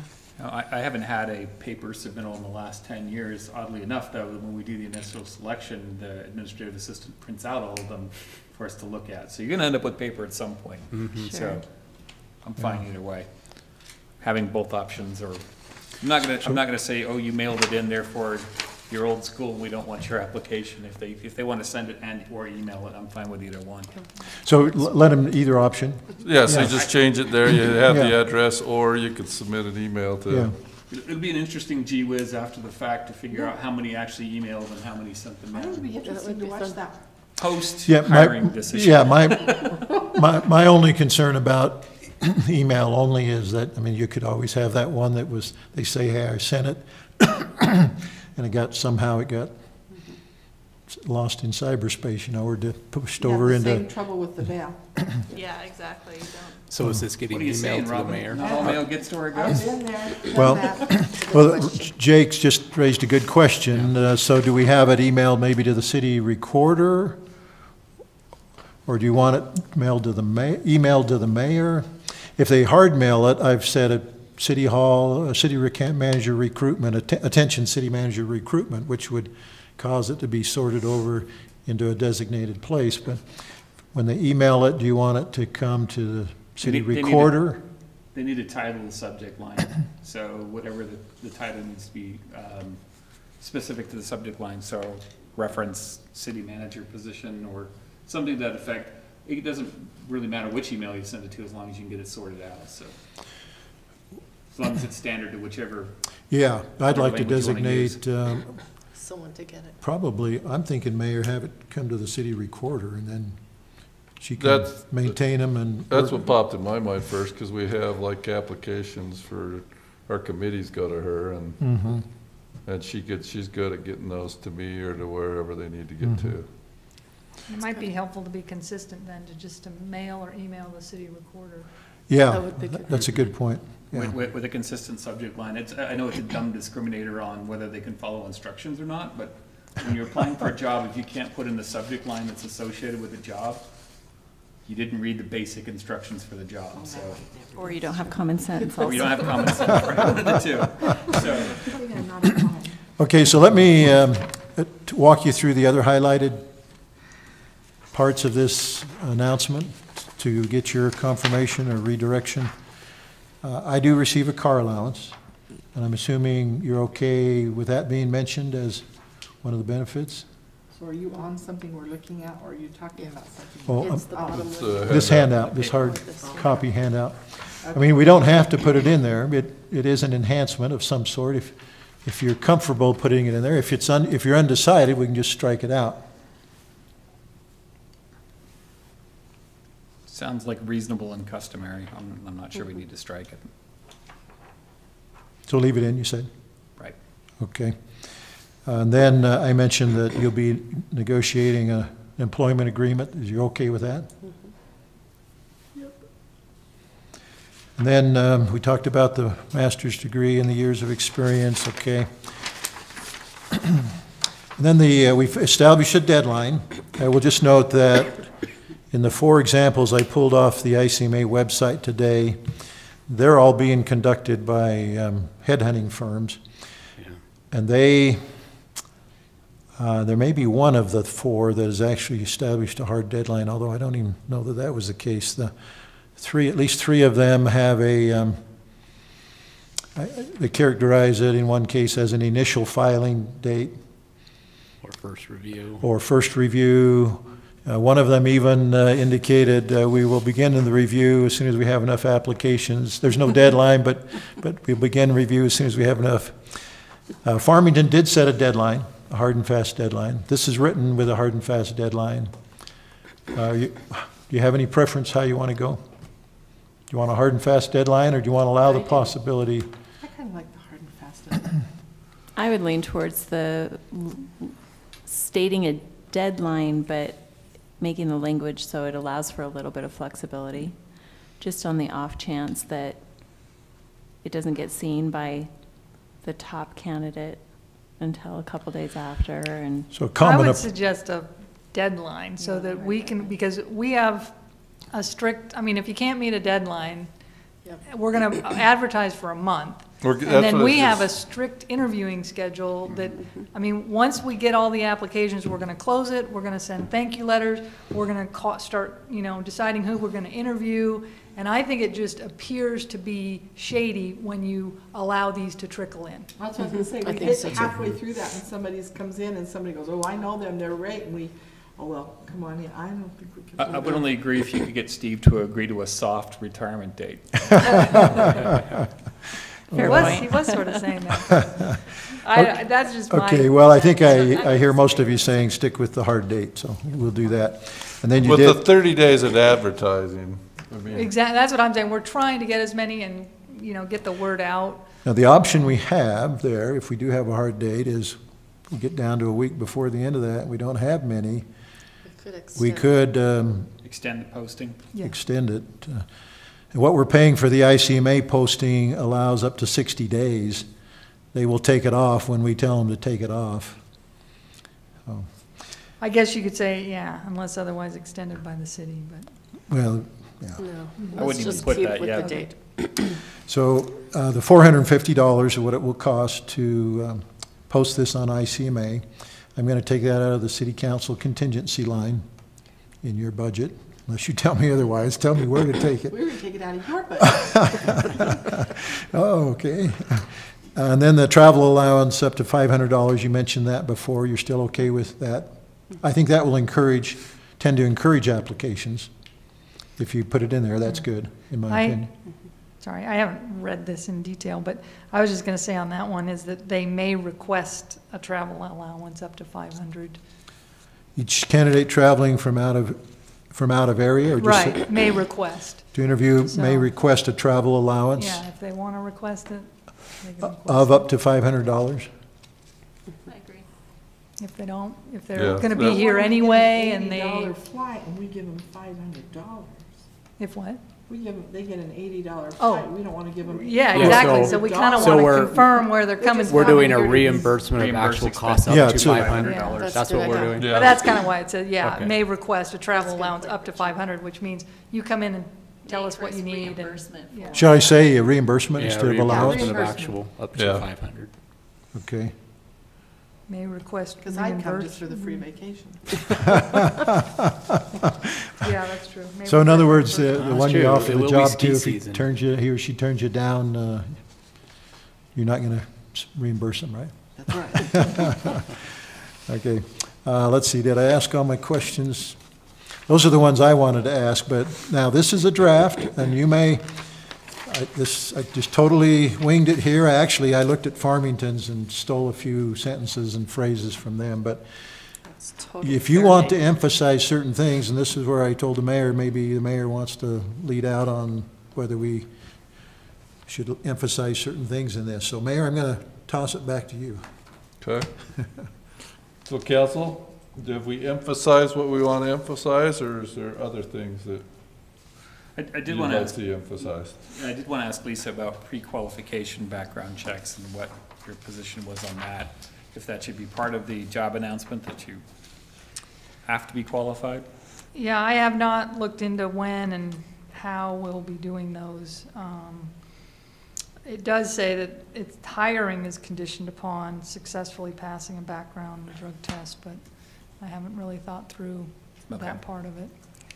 Whether we want to, is that what you're saying? Do we want to say, hey, we're going to do a pre-interview check or because that is a little, well, It's a gray sooner in area. the process Right. than we usually do, which means we'll probably be doing two types of background, because there's certain things that you can't ask until you've offered, Right. the job, so we'll do, but you want the criminal, I mean, I thought we could just talk it through. I haven't thought through all the Sure. details, but we could consider putting something like that. Maybe, yeah, I'll just We're put a only going to note. want to do that to the people that we are considering, Serious though. I about. mean, we don't want to do it everybody that applies. Well, I don't necessarily want somebody to apply, get through, basically burn committee time, Right. and we find out they've been convicted of a felony in the last 10 years or Right, and something that's what I'm of saying. that So, but nature. if we look and we think these 5 people we wouldn't hire no matter what, we don't need to do them. But then if these people we're going to consider we'll want to do, I'm agreeing with what you're Sure. saying. You mean at the But interview? telling them that it's going to But be the the applicants need case. to know that if you're applying for this position, you can be subject to a pre-interview background check. And that's where I have to check the statute, because they did make some changes, so, because they want to encourage, that we just don't throw people out because they have a record. So Right. there are some statutory limits on when we can do that, and there's a little bit of flexibility, like if we do have an interview, here's when we have to have it, and if we don't have an interview, then you can ask it here. So I'll just have to double check, but, And because that maybe- may answer it, we may not. Sure. Because more than not, if it goes down to the experience line, if they read down and they say, oh, there's a pre-employment or pre-interview background check, well, I better just move on. I'm just trying to narrow that field, but do it in a responsible manner that just gets us the best candidates through. So, But I think if we you already can- get that with saying hiring is gonna be based on a background check. Yeah, but I don't even want to pay $500 to fly somebody out and have them say, so how about this particular type of felony? You okay with that? It didn't involve, you know, a firearms charge or embezzlement. Is this one okay? I don't even want to have that discussion. Either they come to the door qualified, I don't want to pay them any money to show up and find out they're not qualified due to some disqualification that would have been found later in the hiring practice. I know, I'm hard-nosed that way, but I don't want to spend the money on it or the time. So Lisa's going to think upon that, and Yeah, I have to research the new state statute on when we can ask about criminal history, and whether or not we have to have, so for instance, if you do a background check on them pre-interview, and then you decide, we're not even gonna interview you, there's some procedures that we have to go through and notify Right. them, you know, why we didn't, and so do we have to have a policy that says, yeah, if you've got a felony in the last 3 years, or, you know, what's our objective criteria for kicking them out pre-interview? So, it's, Yeah, it's not an easy question, and I agree, there is definitely some, you have to be careful that you're not violating any ADA related, you can't be doing it based on race or ethnicity, anything of that nature. It has to be across the board the same criteria that applies. And I'm just looking really for just a rough filter that prevents us from potentially wasting time or resources on a candidate who we would not hire. Under the auspices, they made it all the way through, they were a stellar candidate, and then we hit the background check and it's a total failure. That would be bad. all right, I'll look into that. One of my things with it, and you and I talked about this morning, Steve, is you would think that the qualified candidates, especially, are going to understand what the job is. But I think it's important, and you showed me this at least posting with the what is it, ICMA, but we're posting 2 or 3 different places, right? That they understand the form of government they're dealing with, because I wanted to make sure that that yes, most of their time is going to be spent working with department heads and other things, but that they do, and I notice here in your draft that they do need to work with the mayor and council as well too, and so I think that's, and as we know, there's different forms of city government, so I just want to make sure they understand. so you wanted me to identify in here somewhere the six-member. I hope you don't. That was going to be one of my interview questions, is tell me about our form of government here in Centerville. Because over the years, I've seen a lot of debate on what that is. Yeah. Including by elected officials. So I don't know that you have to put that in, but, you know, and through the interview process, they'll probably find out that they have to have that balance of both, but. Yeah, it's just, Especially if they watch tonight's meeting.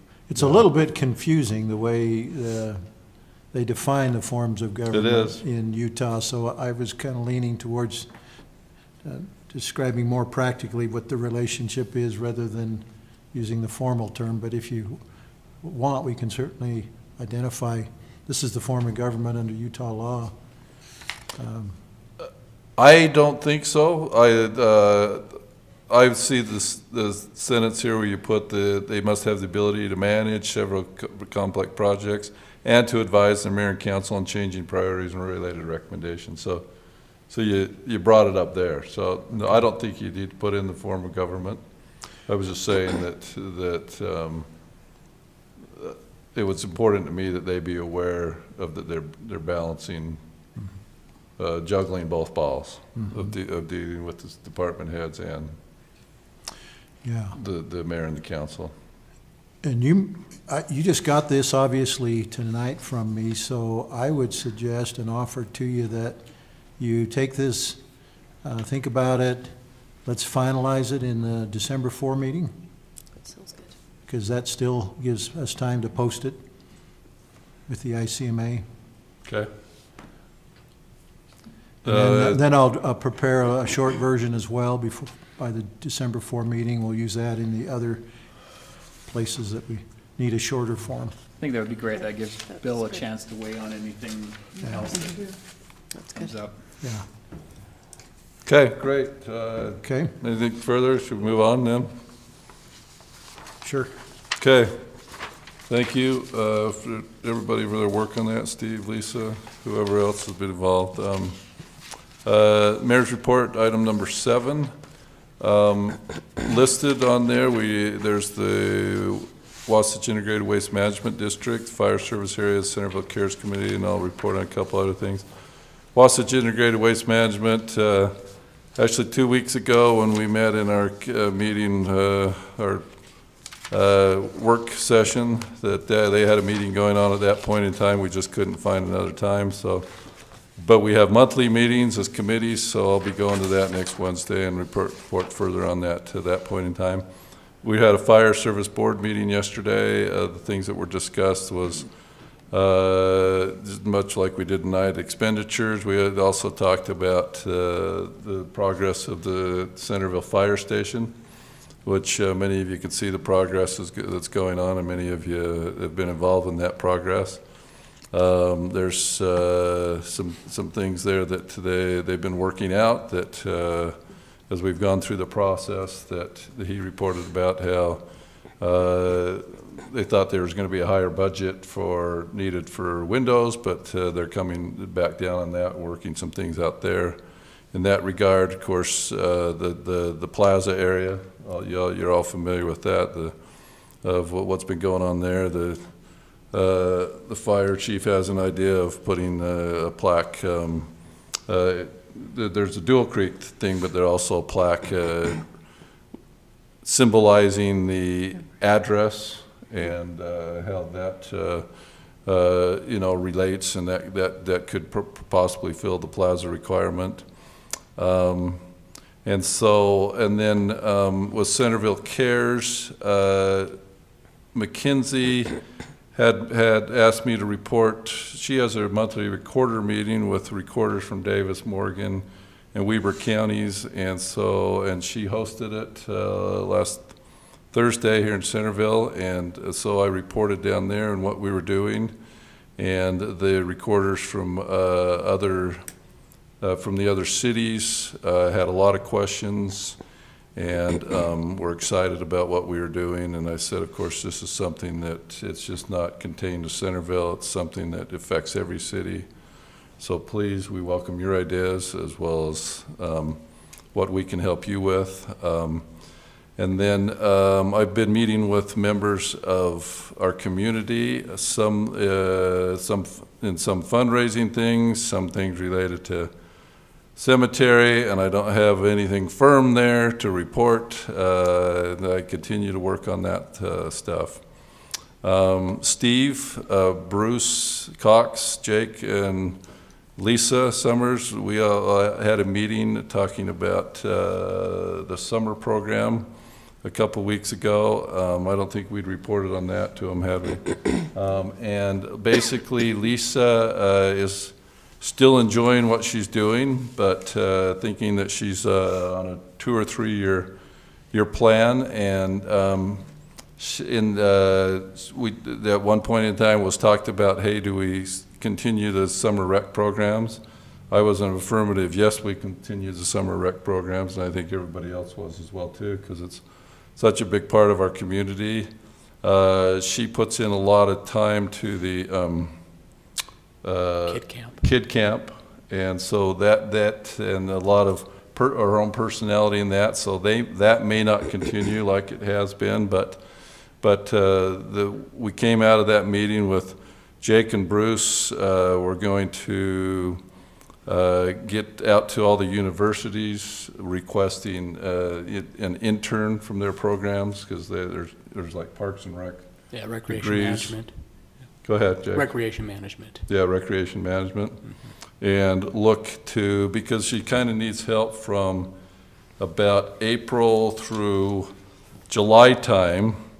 And then Bruce brought up, but yeah, they may need the program through August, and that's when I turned to Bruce and I said, well, there you go right there, Bruce, there's your help on the ideas that you and I have talked about as far as having a slam dunk competition over at the the basketball courts or tennis competition or whatever, I mean, if that person could help out with something like that as well too. So that's what we discussed with her. Was there anything further that maybe they should know about that I missed on that, Steve or Jake, from that meeting? I think that's about it. No. Okay. And then I just want to remind you all of this coming Monday at 6 o'clock is the Festival of Lights, where we're lighting the lights in the park. So that is my report. Any questions? If not, then we will go to item number 8 on our agenda, the city manager's report. Steve? Okay, the first thing is your favorite subject, Parish Lane. We ended the work session recently without a direction. I didn't pin you down on a direction regarding whether we should submit this application in January. It is my recommendation that you authorize us to submit the application for the Parish and Marketplace intersection based on the studies that have been done, but then if we can secure that funding, we have the option to try and negotiate one of those other switches we talked about, either expanding the scope of that or trading with the other intersection, the timing of the work to be done. But let's get the bird in hand, and then, if we can, and then explore the possibilities that we talked about in the work session. Otherwise, if we don't apply, then obviously there's definitely no funding. I don't think they're going to call us out and say, oh, by the way, you must have forgot, here's your money. Right. Yeah. Making full disclosure, I have no problem applying for the funding. I will have problems if we can't get the scope expanded to include 2 lefts. That, just telegraphing that way in advance, so I'm fine with going out for the application. Everybody else okay with? I'm okay with that. Okay. Okay. All right. The next item, proposing a work session on the night of your second meeting in January, before your regular meeting, the normal dinner work session with state legislators, the 3 representing Centerville. You okay with that? Yeah. Everybody? Before they get going on the session? Right. Mm-hmm. Mm-hmm. Okay, and then 2 other calendar things. One is the employee Christmas dinner is on Tuesday, December 11th. I think I gave you that date earlier. I hope it's on your calendar already, but in case I didn't, I'll tell you now again, and you will get an invitation. But I got an invitation, and I had some Did it already come? question about it. Oh. Yeah, Okay. several days ago. The last year issue? Yeah, the last year issue, as well as whether it was myself and my spouse or just me. In the past, it's been addressed differently, so I wasn't. It was addressed just to me, and it didn't say anything in the body of the invitation to indicate one way or the other. Oh, really? And I don't know if that's what went out to all the employees. So are we inviting I spouses? thought she said one other. Well, it's clearly, Or yeah, you another. bring your partner with you. Okay. And the employee's the same, but I better, But it didn't indicate that It needs in to be the clarified, invitation, so. okay, then we need to get a mass mailing out to the employees, a mass email to the employees clarifying that, if that's the case. Yeah, and I mean, I've RSVP'd to her, and she immediately replied, and guest, so, Okay, yeah. all right, but I'll follow up. We'll get that message out. Okay. I didn't know it'd come in the mail. When did it come? Sounds mechanical. 3 or 4 days ago. It was some days ago. I guess I'm not invited. Better check You're with not checking your mail? check with my wife. I haven't seen it either, Steve. so- I was haven't feeling seen guilty it. for not having RSVP'd by. Maybe they're not inviting us, Steve. Oh, maybe not, I guess so. Okay, the other. No, I was just thinking it had been sitting there for days. And by the way, just to put your mind at ease, linking back to last year, we have emphasized, and I even brought her into staff meeting so that she could talk to the department heads about what she's intending to do, and that there's to be no one doing anything that they don't volunteer to do, that they need to know, either be willing to volunteer and take the risk, or they know what it's going to be before they volunteer. So I think we've addressed that adequately with her. I think it's going to be pretty tame this time. Okay, the other thing is we need to have a meeting of the RDA and Administrative Control Board to review CenterPoint's proposed budget for next year. The operating lease says that CenterPoint is supposed to submit that to me by November 20th, and that by December 10th, you will have met as an RDA, ACB, and given your comments on it. But I got an email indicating from Jan Davis that I won't get it until after their board meeting on November 29th, when their board will approve the proposed budget. So I'm proposing that on December 4th, prior to your regular meeting, you'll have this RDA, ACB meeting. The other possible thing for that evening is another RDA matter, and that would be the Fred Hale tax increment request. The committee that was appointed some time back, a couple of months back, to meet and study this matter further, will be meeting again next Tuesday, and may have the conclusion of that, may be ready to come back and report to you. I know those requesting the reimbursement are anxious that this get back to you. I've had several emails over the weeks asking about the status. I have met with representatives of Fred Hale and Chad Salmon, received documents, reviewed them, and preparing my report to the committee, which they'll look at next Tuesday. Bottom line is that may be ripe to come back to you on that same night. If that's the case, I would suggest you have your RDA ACB meeting with the Bountiful representatives at 5 o'clock, and that probably only needs to be like 45 minutes, and followed by an RDA meeting on this other subject, and then your regular meeting at 7. Does that sound doable if that's the way it plays out to the council? Yep.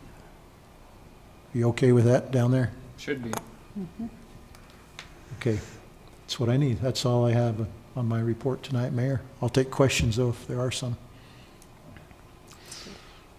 Can't go home this early, can we? Oh, yes, we can. 19 minutes, we could have been done by 9 o'clock. Oh, shoot, I blew it. Well, that clock's fast. We still have That clock is fast. 8:59. I have 8:59 as well. All right, thanks, Steve. I have no reason for a closed meeting unless you do.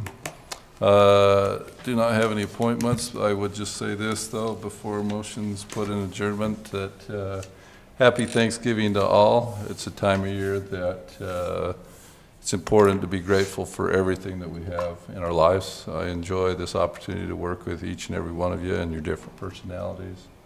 And what I've learned over the past year has been just tremendous. And I'm grateful for the experience and grateful for all of you. And I hope that you all have a chance to get together with families and loved ones, and you can express your appreciation to them, and it's a wonderful and glorious time for all of you. So with that, I'll entertain a motion to adjourn. So moved. Second? Second. Third. All in favor, aye? Aye. Aye. Thank you. 9 o'clock. Look at that on the button. Right. Well.